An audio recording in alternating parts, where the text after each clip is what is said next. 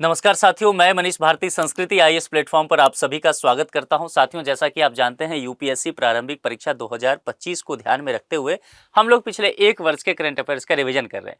IR विषय के साथ मैं अभी आ रहा हूं और कुछ महत्वपूर्ण टॉपिक पे जो हम चर्चा कर रहे हैं उसी को आगे बढ़ाते हैं। कुछ संगठन के विषय में जो अंतर्राष्ट्रीय संगठन होने वाले हैं निश्चित तौर पर उस पर चर्चा करेंगे।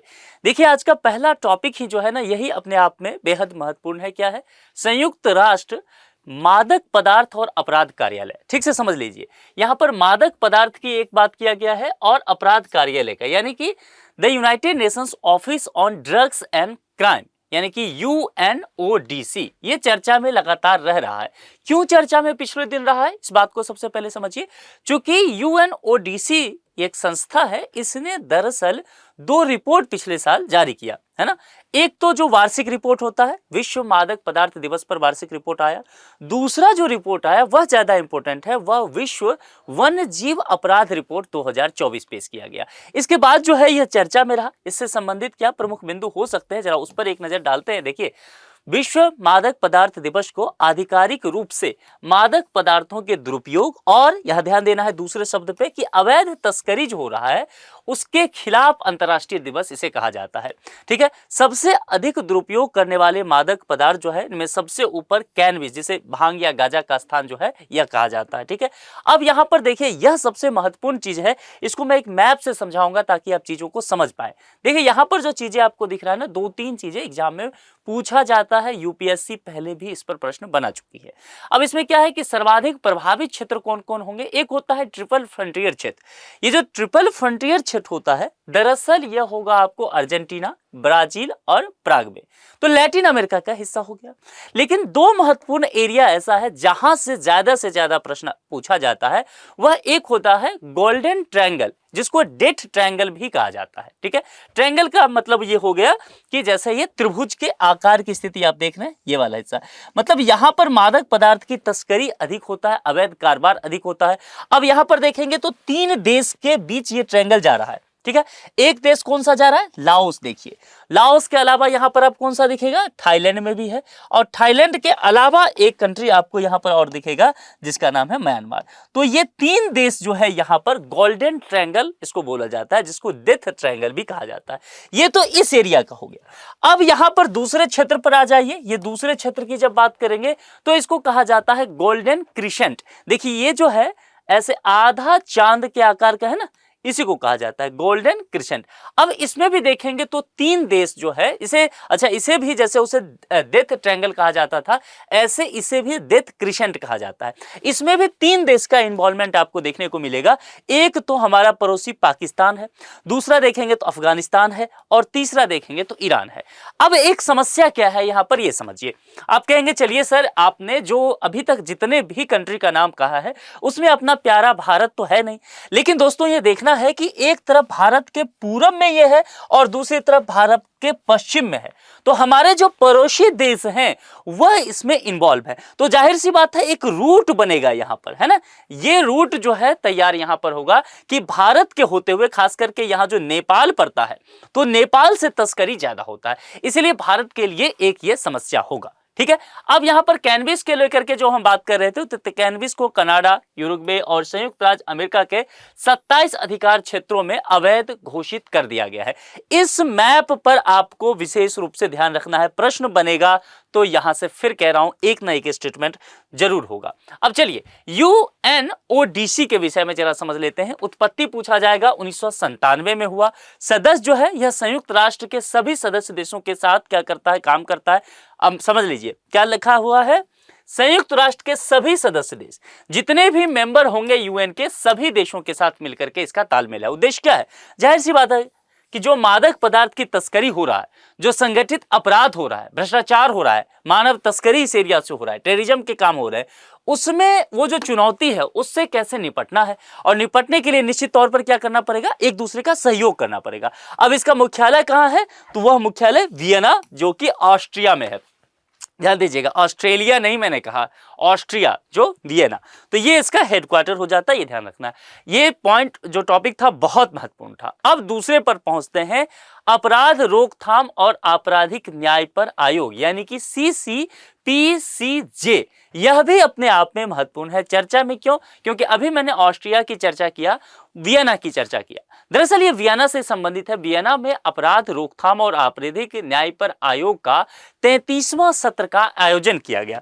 अब इस सत्र का जो आयोजन हुआ उसमें कुछ बातें कही गई कि अंतर्राष्ट्रीय संगठित अपराधों के खिलाफ कदम उठाने का आग्रह किया गया, है ना। और खास करके अगर मुख्य रूप से देखेंगे तो इसका मोटो जो रखा गया, जो उद्देश्य रखा गया कि अपराध की रोकथाम करने के लिए और जो आपराधिक न्याय पर जो अंतर्राष्ट्रीय एजेंडा हो सकता है उसको तैयार करने में दुनिया भर के जो यूथ हैं, युवा हैं, उनको कैसे इसमें शामिल किया जाए। ठीक है, ये इसका मुख्य रूप से उद्देश्य यहां पर रखा गया। अंतर्राष्ट्रीय संगठित अपराधों से निपटने के लिए मुख्य तंत्र क्या क्या है, एक नजर वहां पर डालते हैं। देखिए, अंतर्राष्ट्रीय संगठित अपराध के खिलाफ संयुक्त राष्ट्र कॉन्वेंशन यानी कि UNTOC 2000 पलेर्मो कन्वेंशन कहा जाता है, ये ध्यान रखना है आपको। अगर प्रश्न आता है तो ये एक स्टेटमेंट हो सकता है।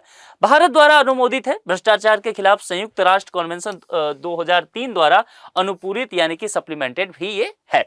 अब आगे बढ़ते हैं। इसके तहत कुछ और बातें हैं कि मादक पदार्थों और अपराध पर संयुक्त राष्ट्र कार्यालय यहां पर, और उसके तहत देखेंगे तो UNTOC के लिए सचिवालय के रूप में यह कार्य करने का काम करता है।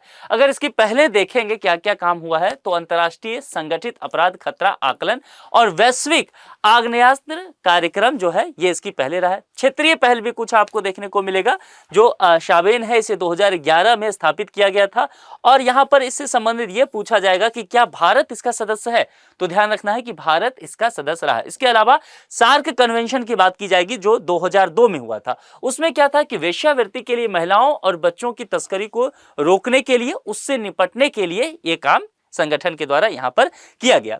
अन्य कुछ बातों पे चलते हैं कि अपराध रोकथाम और आपराधिक न्याय पर आयोग जो है, जो CCPCJ है, इसके विषय में समझिए। इसकी उत्पत्ति जो है 1992 में संयुक्त राष्ट्र आर्थिक और सामाजिक परिषद के एक संकल्प द्वारा स्थापित किया गया था और सदस्यता जो है इसी संकल्प के द्वारा 40 सदस्य देश चुने जाते हैं, जिसका कार्यकाल जो है 3 वर्ष का इसमें होगा।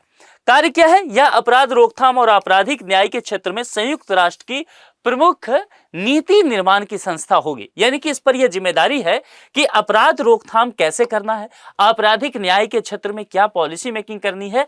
आप वो इंस्टीट्यूट है जिसके लिए पॉलिसी मेकिंग का काम करेंगे, तो इसलिए इस संस्था का महत्व काफी बढ़ जाता है। अब तीसरे टॉपिक पर आते हैं। ग्लोबल नेटवर्क क्या है? Global operation network for anti corruption law enforcement authority यानी कि ग्लोब नेटवर्क शॉर्ट फॉर्म में इसको कहा जाता है। इस तरह की चीजें देखने को आपको मिलेगा। चर्चा में क्यों रहा है? भारत को ग्लोबई यानी कि ग्लोब शॉर्ट में हम कहते हैं जो पूरा है, इस नेटवर्क की संचालन समिति के लिए फिलहाल चुना गया है और भारत को चुना गया है, तो यह इंपॉर्टेंट इसलिए यहाँ पर यह संस्था हो जाएगा। कई बार क्या होता है कि जो संस्था बहुत चर्चा में नहीं रहता, हम लोग उसको पढ़ते नहीं, स्किप करके निकल जाते हैं और यही समस्या होता है। तो यहाँ पर जो ग्लोबल नेटवर्क है, इसकी उत्पत्ति की बात करेंगे तो 2021 में संयुक्त राष्ट्र महासभा में भ्रष्टाचार के खिलाफ विशेष सत्र के दौरान जो है स्थापित किया गया था। सदस्य जो है इसमें 121 सदस्य देश और 219 कानून प्रवर्तन प्राधिकरण शामिल है। गृह मंत्रालय की बात करेंगे तो भारत में ग्लोबल नेटवर्क के लिए केंद्रीय प्राधिकरण के रूप में कार्य करता है। कौन? गृह मंत्रालय। ठीक है, होम मिनिस्ट्री की बात की गई है, जबकि यहां पर CBI और ED जो हमारी एजेंसी है उसकी बात किया गया है। सदस्य प्राधिकरण के रूप में भारत का प्राधिकरण यहां पर करता हुआ इसमें नजर आता है। उद्देश्य क्या है? जैसा कि हमने पहले भी चर्चा किया और इसके नाम से भी देखेंगे तो करप्शन को रोकने के लिए जो जिम्मेदार कानून होगा, प्रवर्तन प्राधिकरण जो होंगे, अंतर्राष्ट्रीय भ्रष्टाचार के मामले से निपटने के लिए ये सब एकजुटता दिखाएंगे। गवर्नेंस की बात करेंगे तो यह अपने सदस्य देशों द्वारा अभिशासित होता है और इसे जो है UNDOC द्वारा समर्थन प्राप्त निश्चित तौर पर किया गया है। तो यह संस्था भी महत्वपूर्ण है। अब आगे बढ़ते हैं। अंतर्राष्ट्रीय दूरसंचार संघ ITU पिछले दिनों काफी चर्चा में रहा है, इसलिए इसको थोड़ा सा हम ध्यान से देखेंगे कि इसके तहत क्या क्या बातें की गई है। देखिए, अंतर्राष्ट्रीय दूरसंचार संघ यानी कि ITU ने वैश्विक साइबर सुरक्षा सूचकांक 2024 जारी किया। यह देशों की साइबर सुरक्षा प्रतिबद्धताओं का आकलन करता है। तो ये जो सूचकांक जारी किया गया, देखिए यूपीएससी की नज़र ना हमेशा उन जगहों पर होता है जहां पर कोई रिपोर्ट जारी किया गया है, कोई सूचकांक जारी किया गया है। अब इस तरह में होता क्या है ना कि ये होता अपने आप में बहुत फैक्चुअल नेचर का है, लेकिन अगर आप पीवाईक्यू देखेंगे तो प्रत्येक वर्ष इस तरह के कुछ प्रश्न आपको देखने को मिल जाएगा, है ना। इसीलिए जब भी कोई रिपोर्ट सूचकांक पर नजर जाए थोड़ा सा ठहर के उसको देखना है। अब यहां पर जीसीआई 2024 के क्या मुख्य बिंदु हैं, यानी कि वैश्विक साइबर सुरक्षा सूचकांक के, इस पर एक नजर डालते हैं। देखिए, भारत रोल मॉडल देशों में शामिल हुआ है। भारत सहित 46 देश टीयर 1, यानी टीयर 1 में क्या कहा गया है कि ये देश जो है रोल मॉडलिंग वाले देशों में शामिल हो गए। ये देश सभी 5 साइबर सुरक्षा पिलर्स के प्रति मजबूत प्रतिबद्धता प्रदर्शित करते हैं। तो अब यहां पर सोचिए कि भारत की स्थिति इसमें बेहतर है कि नहीं। अगर ये स्टेटमेंट आएगा तो निश्चित तौर पर भारत की स्थिति इसमें बेहतर मानी जाएगी। डिजिटल सेवाओं के विस्तार की बात करेंगे तो अधिकतर देश या तो एस्टेब्लिशिंग यानी कि टीयर 3 में इसको रखा गया है, या इवॉल्विंग जिसको टीयर 4 में शामिल किया गया है उसमें शामिल है। जरा आईटीयू के विषय में समझते हैं। देखिए, आईटीयू जो है ना, इसकी स्थापना 17 मई 1865 को पेरिस में हुई थी, जब प्रथम अंतर्राष्ट्रीय टेलीग्राफ कन्वेंशन के तहत एक समझौता पर हस्ताक्षर हुआ था। तो बहुत ही पुराना ये संघ है, ये ध्यान रखना है। उस समय इसे अंतर्राष्ट्रीय टेलीग्राफ संघ के रूप में जाना जाता था, जो आईटीयू का पूर्ववर्ती संगठन था। तो आप समझ सकते हैं 1865, तो यूएन भी जब नहीं बना था नहीं तब का ये संगठन है, इसीलिए पुराना भी है तो ज्यादा चर्चा में रह सकता है। आईटीयू संयुक्त राष्ट्र की सबसे पुरानी व विशेषीकृत एजेंसी है। ये पॉइंट बहुत इंपॉर्टेंट है। इसकी स्थापना के उपलक्ष्य में प्रत्येक वर्ष 17 मई को विश्व दूरसंचार और सूचना समाज दिवस मनाया जाता है। फुल फॉर्म देख लीजिए, आजकल कुछ फैक्चुअल पूछा जाने लगा है यूपीएससी में, तो यहां से आ सकता है। सदस्य की बात की जाएगी तो भारत सहित 193 देश हैं। इसके अन्य सदस्यों में कंपनियां हो सकता है, जो यूनिवर्सिटी दुनिया भर की है वह भी हो सकती है।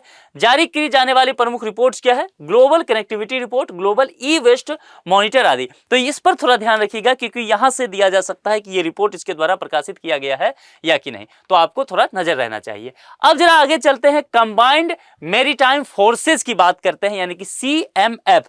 क्या है ये सीएमएफ और चर्चा में क्यों है?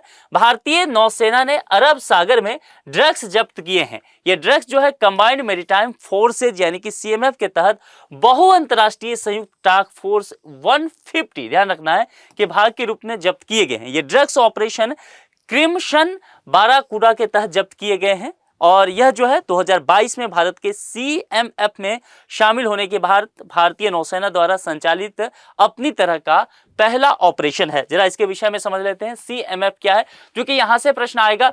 वैसे संस्था से जहां से भी प्रश्न आएगा ना, ध्यान रखना है कि आपसे ज्यादा चांसेस हैं, 80%, मोर देन 80% चांसेस हैं कि वो फैक्ट पूछा जाएगा। यहां पर समझने के लिए ज्यादा कुछ नहीं होगा आपके पास। समझने के लिए जो गोल्डन ट्रायंगल वाला पहला टॉपिक था उसको मैंने समझा दिया है। यहां पर आपको एक नजर रखना है इन सब चीजों में, और एग्जाम से ठीक पहले इन सब का रिवीजन करना है, ताकि आपके नजरों के सामने ज्यादा बार ये गुजर सके, आप जो है इस पे नोट्स बना सकें। ये पूछा जाएगा तो आपको छूटना नहीं चाहिए। यह एक बहुराष्ट्रीय समुद्री साझेदारी है। तो पहली चीज तो समझ गए सीएमएफ के विषय में कि समुद्री साझेदारी और वह बहुराष्ट्रीय, यानी कि कई देश इसमें शामिल हैं। उत्पत्ति कब? 2001 में। सदस्य कितने हैं? 46 देश। भारत कब? 2022 में शामिल हुआ। इसमें भागीदारी पूर्णतः क्या है? वॉलेंटरी है, स्वैच्छिक है ना, कंपलसरी नहीं है। इसमें 5 संयुक्त टास्क फोर्स शामिल है। उद्देश्य क्या है? तो इसका उद्देश्य इसमें रखा गया है कि खुले समुद्र में नियम आधारित अंतर्राष्ट्रीय व्यवस्था को किस तरह से मजबूत बनाया जाए। क्योंकि अगर देखेंगे ना तो खुले समुद्र के माध्यम से ही ट्रेड का कारोबार होता है। तो यहां पर इसलिए बहुत जरूरी है कि अंतर्राष्ट्रीय नियम कानून का पालन किया जाए। और इसकी कमान जो है संयुक्त राज्य अमेरिका की नौसेना के वाइस एडमिरल के पास होता है। तो यह अपने आप में ये पॉइंट जो है, दोनों ही पॉइंट उद्देश्य का महत्वपूर्ण है। तो इतना आज के लेक्चर में रखते हैं, इतना प्रिपेयर कर लीजिए, इतना से आपका काम चल जाएगा। आगे कुछ और संस्था होगा उस पर भी हम चर्चा करेंगे, और ताकि आपकी तैयारी और बेहतर हो सके। आज के लिए इतना ही। अपना बेहद ख्याल रखें। बहुत बहुत शुक्रिया। Thank you so much.